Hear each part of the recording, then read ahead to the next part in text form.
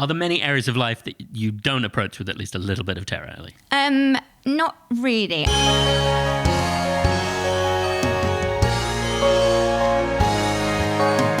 Hello there, Andrew. Well, hello there, Ellie. It's the Showstopper podcast, where we talk to brilliant people from all over the comedy and musical theatre industry. Yeah, and there might be a little bit of a made-up song involved. How exciting. Yeah, we love making up the songs with the guests, don't we? Oh, yeah, we do, yeah. And seeing their varying degrees of terror or enjoyment.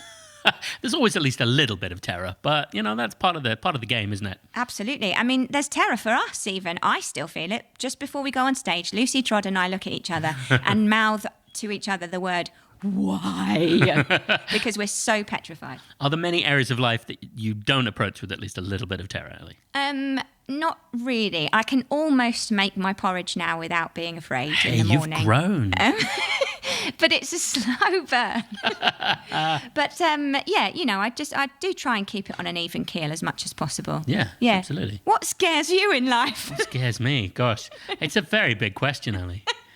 Existential, some might say. Yeah, I mean, we just got to roll with it, really. Life as a performing artist is never easy to predict, is it? No, it's not. I mean, you work in 1 minute, you're on the streets the next, you're in Oliver 1 minute, and then you feel as though you're in Oliver the next. Yeah, there we go. That is how it goes. So, afraid of being recruited to a pickpocket gang. Yeah, and I tell you what, pickpocket gangs make the best songs in Showstopper workshops. Absolutely. I have never seen a team not have a great time as pickpockets. There you go.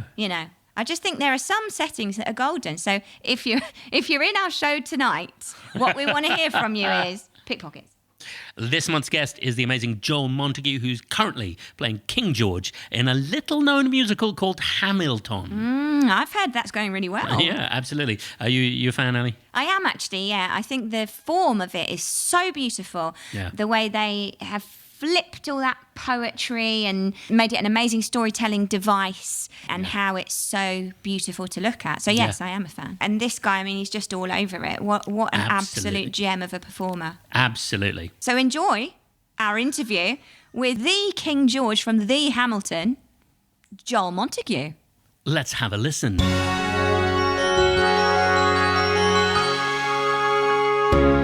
It's Joel Montague. Welcome. Yes! Thank you very much. Thanks for having me. So lovely to have you here. We're recording this in December, so it's really starting to be seasonally chilly, and we're all getting in a festive spirit. Correct. Yeah, absolutely. How are you doing with your Christmas shopping, Joel?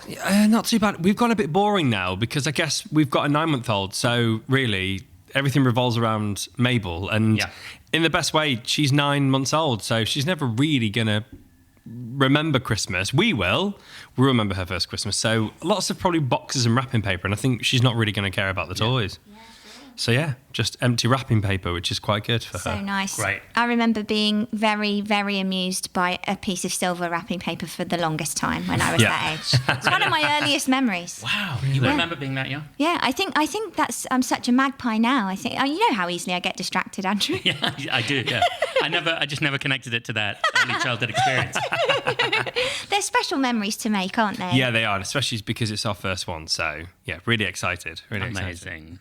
You are currently playing King George III in a little musical some people might have heard of called Hamilton. Yeah, it's only a small one, Yeah. only a small show. But yeah, it's the best. It's probably my favourite ever job I've ever Great. done. Oh wow. Just sensational. Like the role is great, the show is amazing, and to kind of be part of something that big, Yeah. it's a huge honour. Huge honour. I mean, just terrifyingly big. Just Hamilton is such a beast and such a machine. I don't It's think incredible. about it as much now, Right. but when I first got it, you have a lot of people that just compare you to Jonathan Groff, who is an absolute icon and is brilliant himself. But the gift with the King, I always think, is you have that ability to put your own spin on it. And I think the bonus over here is we're British. And I feel like some of the Americans feel like they're scared about taking the mick out of us, and we're like, no, we're very good at doing it ourselves. Like we're the best at taking the mick out of ourselves very well. We're very aware to try to take over the world. We're very aware we try to control everything. And so we just go, well, we might as well just, have a wonderful time laughing at ourselves, I guess. So and that's the king in a nutshell, really. Don't imagine anyone listening doesn't know, but if anyone listening doesn't know Hamilton backwards, can you tell us what is the role of George in the? So in the King show? George, funnily enough, I don't think he was actually supposed to be in the show originally. I saw an interview with Lin a while back, Lin-Manuel Miranda, who wrote the show, and he was on his honeymoon, and he thought it would be really funny to put King George into the show. And he's kind of this far gone story, which obviously the American Revolution is about what happens with the British colonies and the British Army. However, in saying that, King George is just that essence of this spoilt child who doesn't really get his own way and doesn't realise why these people are not listening to him because he's king. And understandably, what people do forget is in that time, it was the divine right. So when you were born into the monarchy, there was no one to argue why you were the king. So I guess in Hamilton's terms, we have this sort of comedic value of the king where he just doesn't understand. He doesn't understand why people aren't doing what he says. One of the directors gave me it wasn't Tommy, but it was one of the associates, gave me a great note. It's kind of like he's locked in a cupboard and he's just allowed out. So when you come out the first time, you don't really understand why you're there. Right. And you're like, why am I here? Why do I need to explain who I am to you? You should already know. Yeah. This is a waste of my time. You know what I mean? Yeah, amazing. And that's the energy I give.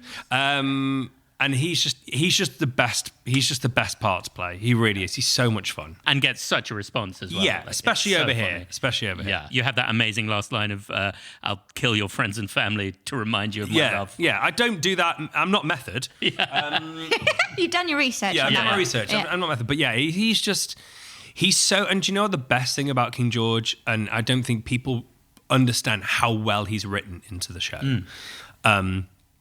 Because how many parts have that much of an impact in a show and only do 12 minutes? Yeah. It's just a credit to Alex and Lynn and Tommy and Andy and all that team and how they, how Lynn wrote him into the show, but then also how he's then portrayed and how it's created, that there's this big build up to essentially this buffoon. Yeah. Because that's what he walks down in this massive regalia. He looks ridiculous, but he doesn't care because he's king. So, he just, I guess the question is, he just doesn't understand. He doesn't understand anything about why he's there. But the genius of how he's written into the show and the vehicle he plays in that show, it's second to none. He's so sort of dynamically and tonally different, isn't he, to everything that's gone before and goes afterwards. Like the way the show looks with the ensemble, it's such a aesthetically busy show, isn't it? It's wonderful. I mean, for me, Hamilton, I've always sort of said Hamilton was a time and it's a show when everyone was on their A game. Yeah, For sure. When you look at, it doesn't even have to be your favorite musical, but I defy anyone that can sit there and not respect the workmanship and the artistry that's gone into that show. Absolutely. And if they do, there's something wrong with them. Because I think even when you don't like a piece of theatre, you can still respect the artistry and the work and the beautifulness of what's on stage. Yeah. And I think that's, for me, what Hamilton with his tone and the King.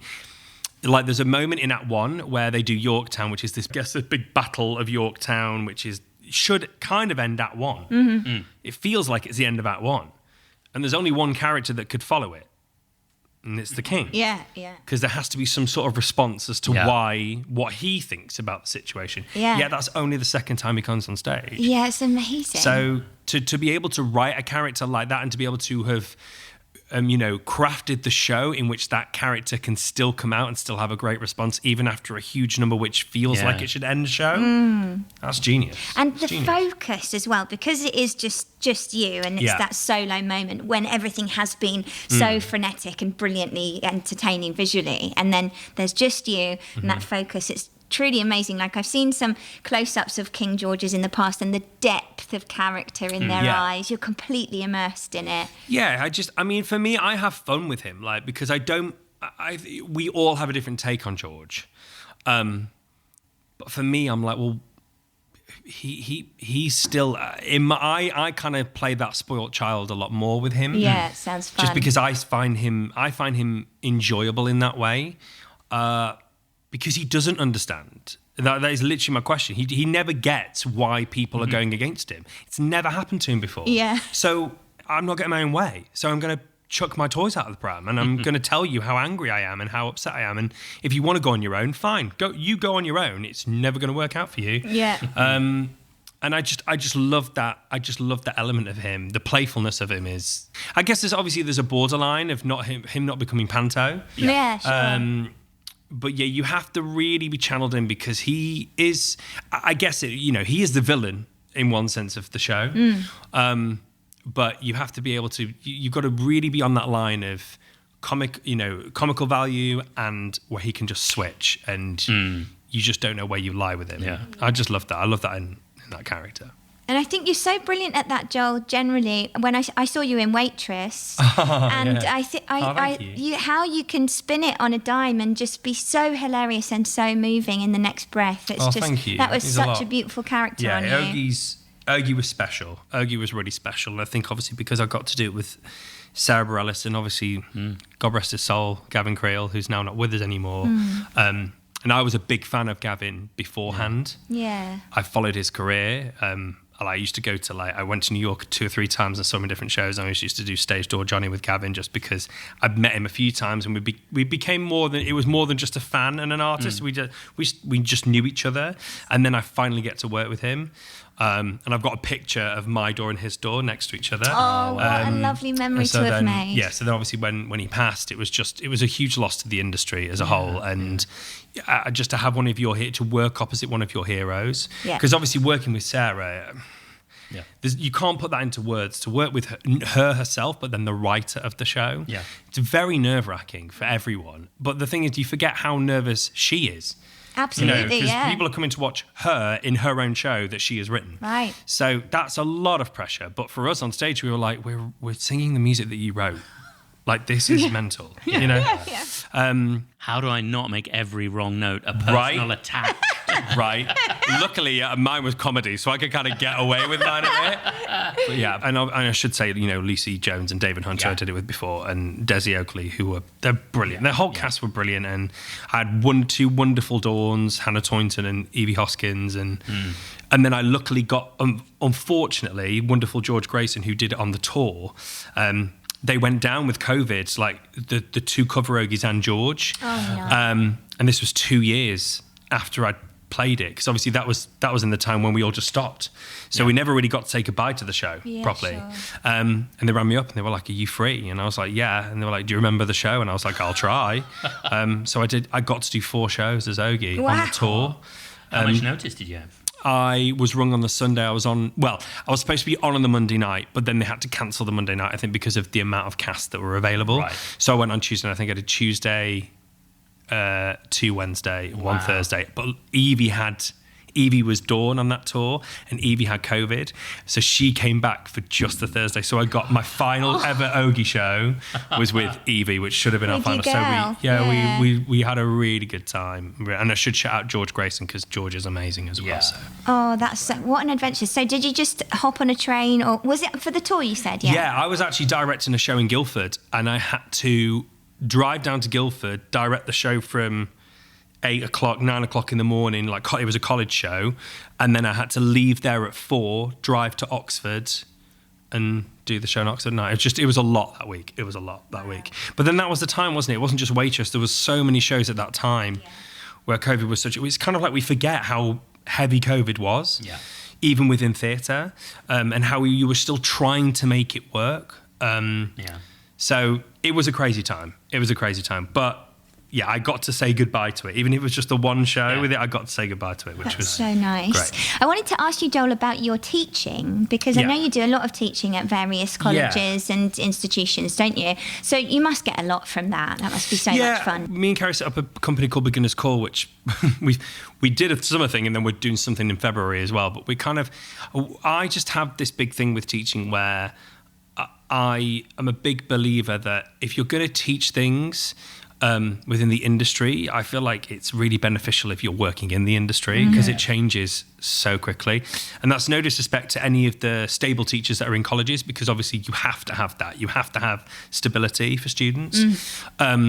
but having that external quality, like I have this big bugbear with acting through song. I just feel like it should be taught by people who actually act through song. Yeah. It sounds what a ridiculous, revelation. but people, I don't know how many colleges where it's taught by actors who have actually acted through song. Right, yeah, sure. A lot of the time, which is no disrespect, it's taught by singing teachers or it's taught by directors, and that's great. That's all well and good. But if you're telling me how to be emotional and I'm got to hit a top A and you've never hit a top A, how would you know how that feels? Yeah. And it's the same way in dance. Like you wouldn't teach a ballet class if you've never done ballet before. Mm-hmm. And I think my ballet classes are just the best in just the business. phenomenal. But it is Monsieur Pugsley is in the room. But it is one of those things, and I don't think people think about it because I think it's very opinion based, isn't it? And acting through song, are like, well, I like that way, or I like to emote this way, or I like the way that person sings this bit, or whatever. But I'm like, yeah, but the truth is storytelling, and it's storytelling through song. So it's great if you can tell stories, but if you've never done it through song, then how do you know how hard is it? It's really difficult. A composer's written a certain melody. If you can't sing that melody and you don't know how to put that story to that melody, how could you teach it? Yeah, for sure. And I don't think people understand how complex that art form is. Absolutely. And I just think it's just how I feel. I'm like, well, that's great, but I think there's a lot of students that miss out because they're not taught properly with that particular subject. Can't speak on a lot of other subjects because I don't teach it, but it's definitely one I feel quite passionate about. Yeah. Can you not tell? Massive chip on my shoulder. Oozing out of your veins. Did you always want to be a performer? So I grew up in Crewe. I grew up in my mum's dancing school, basically. Oh, wow. Yeah. My mum and auntie had a dancing school. It's been going for 75 years now. Wow. Yeah, a long, long time. YST Theatre School back in Crewe. I grew up as a dancer. I mean, I look more like a rugby player, but that's why people kind of go, God, you dance? And I'm like, well, yeah, because I think my gimmick for quite a few years was being this bigger guy that could dance. Right. Yeah. Because there's not a lot of us, Yeah. respectfully. And also, you can be someone that can dance, but when you've trained as a dancer, Yeah. it's also slightly different. Yeah, It's so like, you've got all the technical background. yeah, exactly. Yeah, that's And great. just because I'm not exactly Darcy Bussell, but it doesn't mean to say that you've not learnt the technique of how to hold yourself or a variety of things. So I think that was kind of how I started. This is a bit of a pun, but I feel like I've got a vague memory of you being an amazing tapper. Was tap your thing? Yeah, tap was my thing. Yeah. Wow. Yeah, I was a tap champ. I was an All England champion at 16. My goodness, that's Yeah. incredible, Joel. Yeah, I was like, I don't really tap as much now, which is a shame, but I do miss it. I do miss dancing, but I think about it and I go, oh, yeah, let's do it. And then after about 3/8, I'm like, oh my God, I'm absolutely shattered. Yeah. But again, I should get back into teaching dance. It's just having the time to do it. It's because that keeps you fit.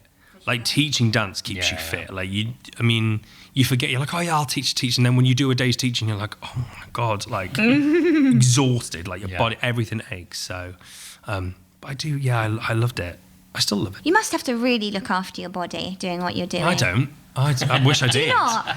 Not walking. No, not really. Right. I walk in a light heel and a cape. Okay, At right. the moment. Yeah. Cut When the cape starts getting too heavy, then God, no, you'll be like, right. Cut to the next now I job, need- cut to the next job, and you're like, so you're dancing a lot, and I'm like, yeah, didn't really think about that, did I? Yeah, it's. I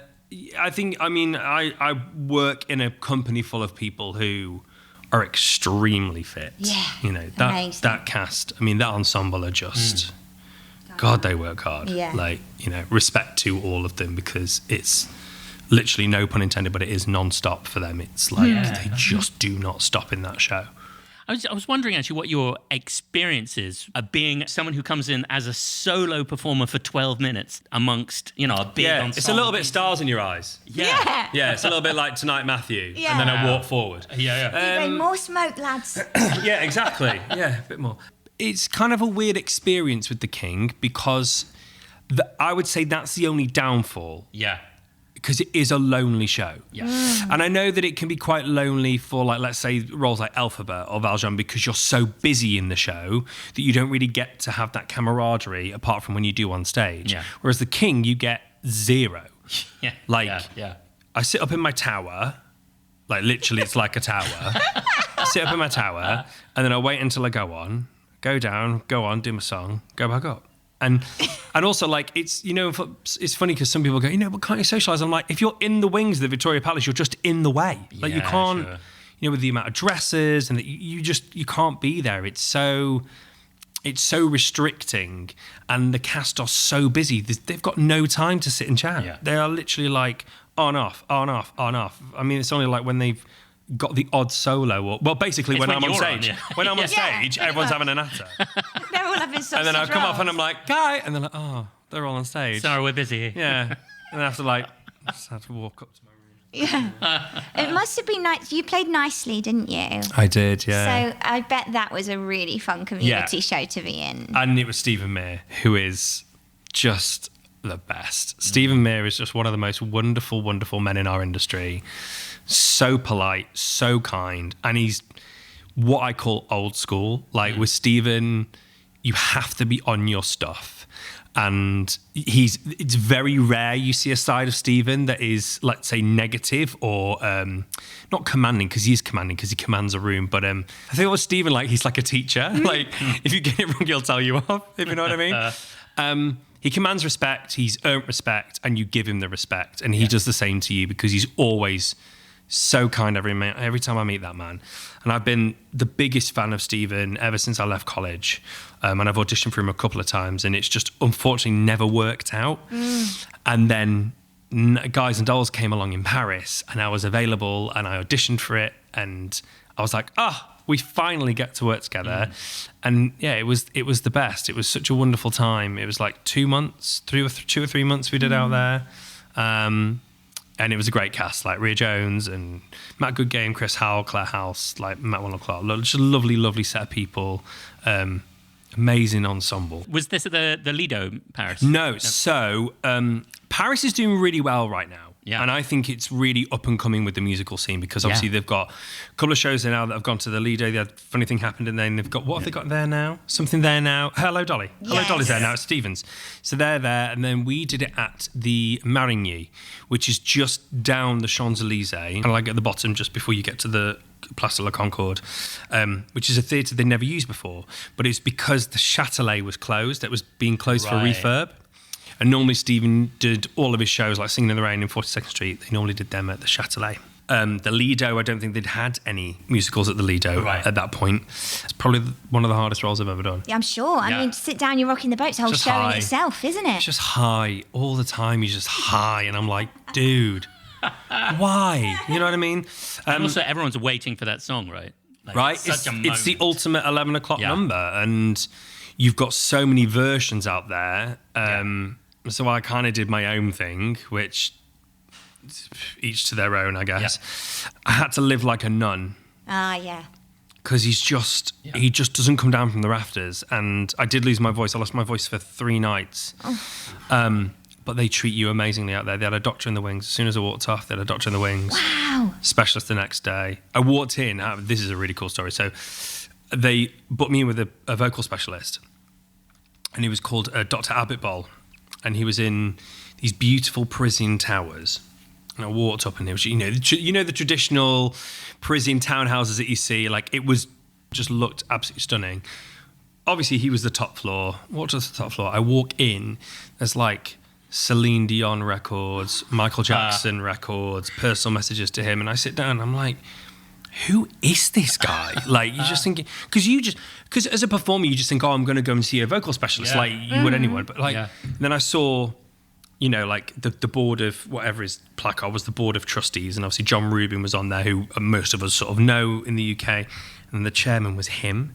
So he's like, he was like the Don of vocal specialists. Wow. Oh my God. And there's like me from Crew, like trying to whack out Sit Down, You're Rocking the Boat last night, and it sounded like a giraffe. And then I'm like, and he comes in, and it was the most amazing thing. He went, just talk to me. Yeah. Okay, great. Wrote this little piece of prescription. 3 things. He went, just don't sing for 3 days. Don't speak for 3 days. Just stay in your apartment. Stay there. Rest. Lots of water. And I did exactly as he said.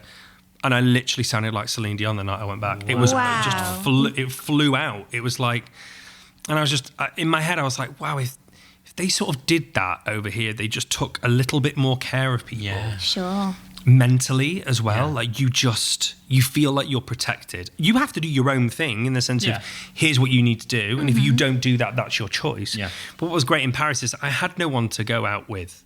Like I was in the cast were at work. So I had to sort of just stay in my digs. But it was amazing. Amazing Wow. experience. Has anyone here ever had a laryngeal massage? Yes. What's it like? Well, I mean, it's painful, but it works. Does it? Yeah. Yeah. You really feel free afterwards. Yeah. Wow. As in like, do you mean like is it different than a generic vocal massage? Is it more specific? I don't think so. I think it's when basically a friend of mine told me that they pull your larynx forward and get all the knots out from the sides of it. Yeah. I mean, sounds like a horror movie, doesn't it? It does. Yeah. I've had quite a lot of vocal massages in my time. They do help. What doesn't help is when you have it and then you have to sing straight on it. Which 9 times out of 10, when you're doing 8 shows a week, that's kind of what happens. Yeah, of course. So anyone that does have it, I'm always like, either get it on your day off. Yeah. Or like at least try and get it. If you're Monday to Saturday, at least try and get it on the Friday. So you've only got to get through 3 shows, if that makes sense. Yeah.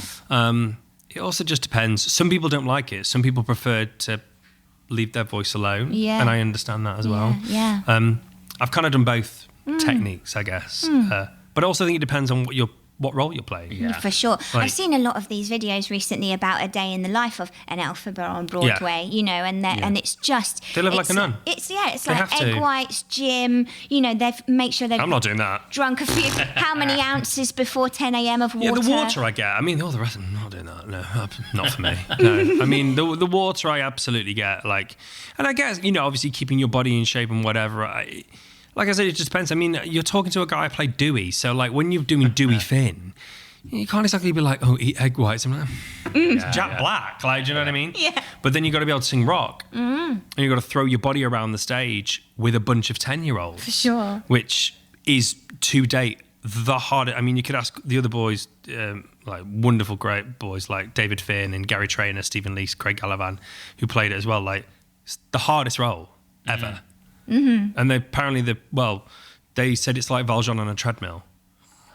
Because you are singing high rock stuff and then your scenes are screaming. Yeah. Like, you're doing this all the time, like thrusting your voice and throwing your, overweight body around the stage. Yes. And it's something that you can't prepare for. Yeah. You cannot prepare for that. Like, no matter what people say, do this, do this. I'm like, okay, but if I do that, I'm going to look like a stick, which is not what Dewey Finn is. So you want me to be overweight. You want me to look like crap. You want me to sing like a rock star. You want to. It's like the whole thing doesn't work. So I have to just do what I feel is right for me. Of course. And physically, you sort of. God. I'd never keep thought of it yourself that way, but to bring like Jack Black energy, who's doing it, for a few takes, Yeah. and giving it Jack Black energy. And Jack Black is Jack Black. Like, Yeah, right. This is what I mean. People talk about School of Rock. I'm like, you can't not do Jack Black. Yeah. Like, what are you doing? Like, if people, in my own take, it's Jack. The thing wouldn't be there if it wasn't for Jack. It wouldn't be there. Yeah. It wouldn't. School of Rock would not be a thing if it wasn't for that man. He made, and the kids who are in the film are amazing, and the kids in the show are unreal. The talent of those kids, like these guitarists. Like, I had a kid called Toby Lee who's in the Blues Hall of Fame at the age of 12. He can play the guitar behind his head. Like, these kids are they make you feel talentless. It's really embarrassing. And I'm standing there playing, and I can play rhythm guitar, basic. Like, I can play power chords, which you can get by, and, a lot of people can do that. And you got this dude, he's just like playing it with his teeth. Shredding it. Like, Wow. dude, like, I've just done 2.5 hours of running around. I'm sweating, I'm fat, I'm old, and there's you, knee sliding, and you're just like, and the crowd like, rah! And I'm like, oh, do one. Like, jeez, I'm tired. But it was the best role. The best role I've ever played. So much amazing. fun. I would do it again. It's one of the role I would go back to. great. Oh, great. I just loved it. I loved it so much. We wondered if you might play a little game with us, Joel. Go for it. This game is called the 6-note game. Okay. What we're going to do is take it in turns to sing 6 notes of a song that you just choose. You can pick it. It's from a musical, obviously. But No lyrics. No Just- lyrics. Just 6 notes. And then we'll try and guess it. And then we'll go round and we'll reduce it to 4 notes and then 2. Right. So, are they different songs every time? Yeah. Okay, yeah. got it. Okay. Okay, so Andrew, would you like to go first? So we start with 6. Okay, and you've got to guess the musical and the song, yeah? Yes, exactly. Okay, great. Okay. Okay, I'll start easy. Okay. Ba ba ba ba. Music of the ba, night. ba. Phantom of the Opera. we Very go. good. Very fast. Straight away. Okay, you're next, What Joel. are my 6 notes? 6 yes, notes. 6 notes. Oh God. Ba ba ba ba ba ba.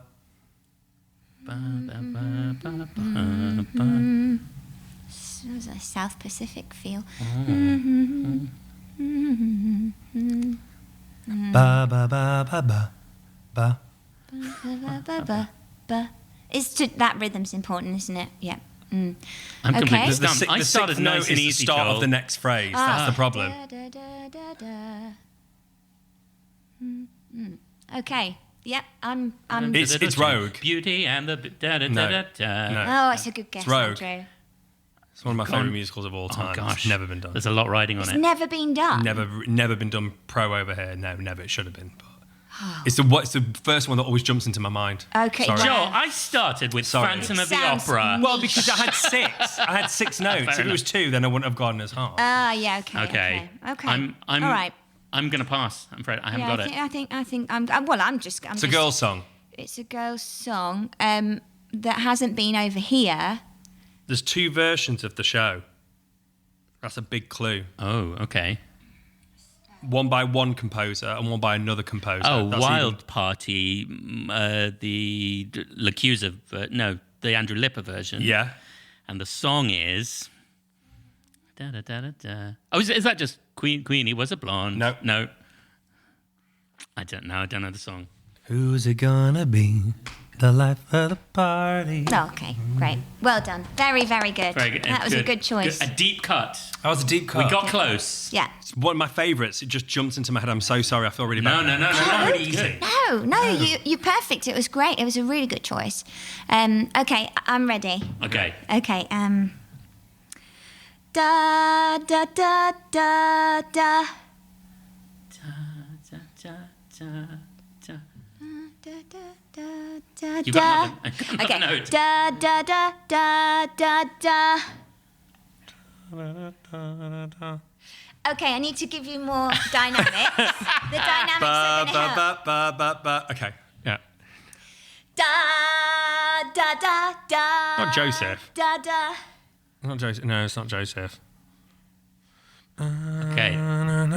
It's a big, loud. It's a big, Whale loud. of a song. Is it Evita? No, Are we on the right lines? Is it Lloyd Webber? no, definitely not. Oh, is that an insult? No, it's just not very much not that genre. Jules Stein? Is it like an old version? Are we talking like sort of Funny Girl I need to give more, even era? more dynamics. Or Roger and the Hammerstein? Da da da. Oh, is it Circle of Life? Yes. Oh, very good. Very good. Great. Circle of Life. I should have got that. Okay, 4 notes. Yeah, 4 notes. Given how hard we found 6 Oh, notes, no. Oh Okay, my yeah. gosh, I'm- this is. I'm- We should have started with 2. we should have started with 2. Okay, here we go. 4 notes. Ba ba ba ba. Da da da, Beating the Beast. No. The opening. Oh. I thought it was da da da da da da da. Good. No, good guess. Da da da da. Da da da da.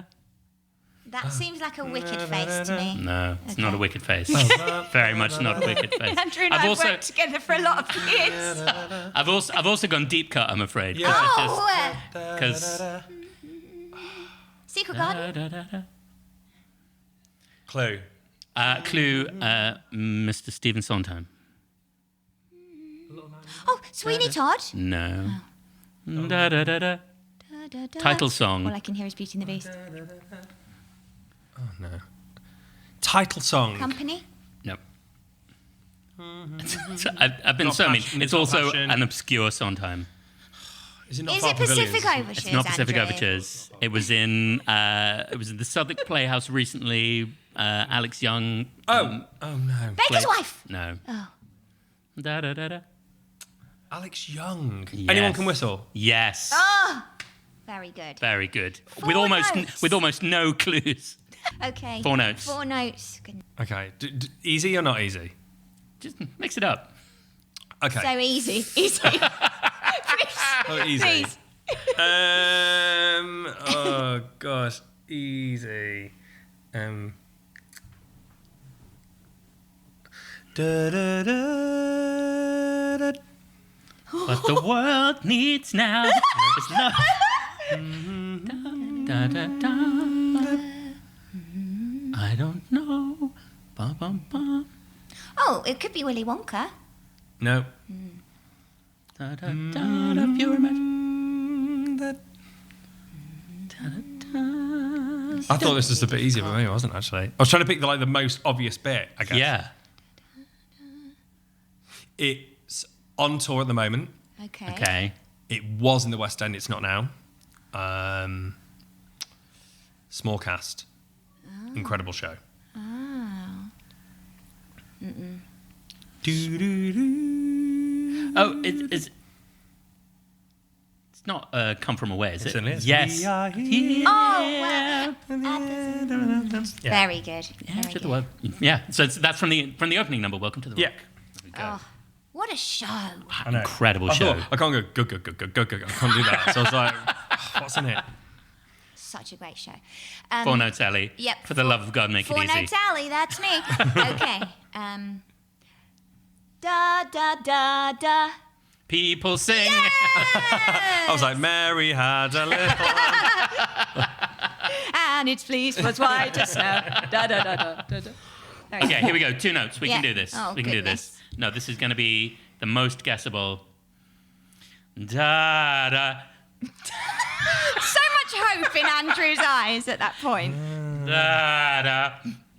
It seems like Oliver. Yeah, Papa. No, it's not Oliver, but it's not a million miles away in terms of the vibe. Okay. Oh, could we step in time? No. Da, da. Da. It's the arms. I'm like, you've got to go somewhere. With a spoonful of sugar? Yes. Oh, what? Just a spoonful. Wow. Great work. That's, Great work. that's something, that is. That's skill, Joel. I think you might get this one. Okay. Da, da. Da, da, da. Beauty and the Beast. No. They're all Beauty and the Beast. Ba, ba. That's like the build into the Yeah. pace. Ba, ba.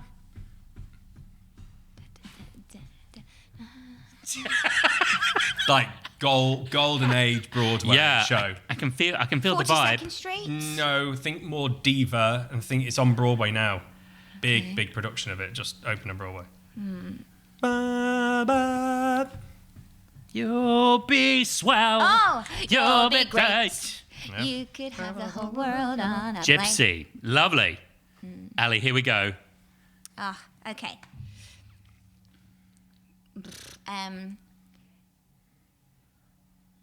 Da da. It's the hand movements. It's the hand.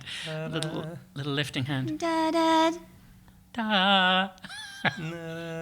Da da da da da da da.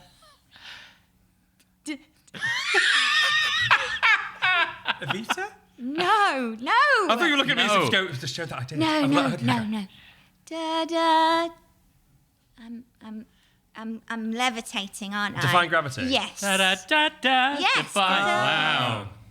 I see. Do you know what? I think it was really nice how it turned into a group game. Yeah, lovely. And the competition element went out the window. I like that's boring. We don't Yeah. want to make it a competition. It was really nice, actually. I went rogue though. I'm so sorry. I think we all went rogue at some point Yeah. or another. We all had a I rogue liked one. it. Sometimes these things get really bloodthirsty, Joel. So they? it was nice that it turned into I don't such like a that. No, we need to. It's We're a all team. winners. It's a team game. community Yeah, effort. correct. It was really good, yeah. I spend enough time on my own in the show. Fair enough. This Yeah. is your time out. This is Yeah, your it's social. right. I'm like, oh my God, there's people I can talk to. This is a weird thing for me. Would you like to sing with those people? Oh, we'll see. We'll see what comes out. Something's got to come out. I think the problem is for me is that like I make songs bad and rude and offensive. So I think that's what I'm worried about. Dewey Is style. don't say something you'll regret, which I've then already said something that I'll regret. I do this all the time, and I'll say what I really think. I'm like, la, la, la, la, and I'm like, no, I shouldn't have said that, should I? That's not what I should have said. So yeah. We've got your back. We won't let you say anything offensive. Okay. Ali will If say we see it coming in your eyes, Yeah. we'll just clamp our hand over your mouth. Yeah, la la. Amazing. Let's do it. What about being a parent? Okay. Yeah, lovely.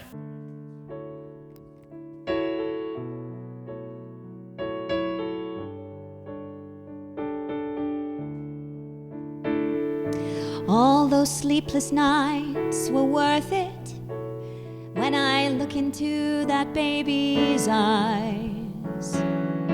All those sleepless nights are worth it when I see it through her mother's eyes.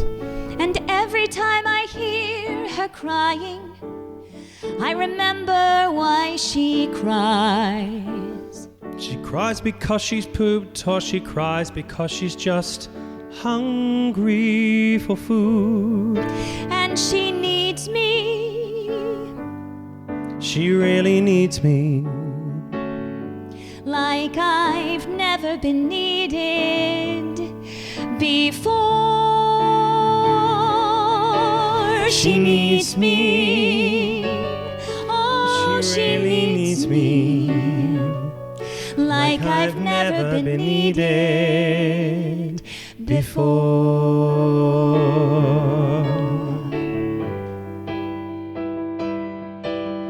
I look at her face every morning. I see sunlight in her cheeks. I think of the things she could do in a year or in a week. Every time I see her, there's so much light inside. And that smile, oh, that smile fills me with pride. 'Cause she needs me. She really needs me. Like I've never been needed before. She needs me. Yes, she really needs me. And I'll never give up. Never give up. I'll never give up.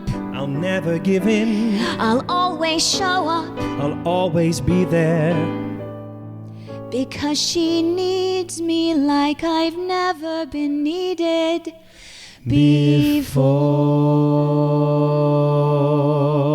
before. Ah. So nice.